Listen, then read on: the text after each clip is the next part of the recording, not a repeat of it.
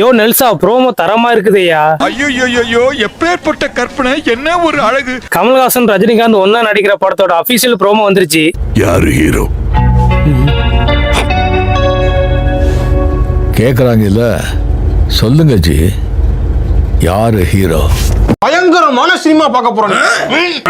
Cinema Nelson படத்தோட ப்ரோமோனாலே எப்போதும் ஃபன்னா காமெடியா இருக்கும். அதே மாதிரி ஹாலிவுட்டோட 2 டாப் ஹீரோ வச்சு இந்த ப்ரோமோல நெல்சன் ஃபன் பண்ணிருக்காரு.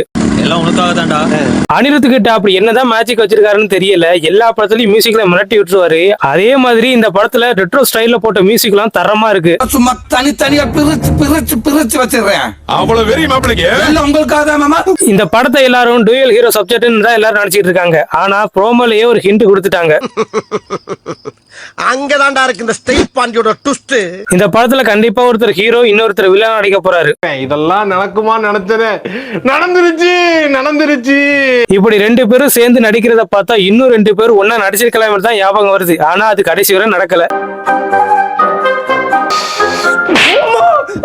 என்னமா சமாதானப்படுத்துற மாதிரி அடிக்கிறேன்? என்னடா மனசு ஏத்துக்க மாட்டேங்குது. எனக்கு வெறி ஆகுது. அப்படியே எப்படி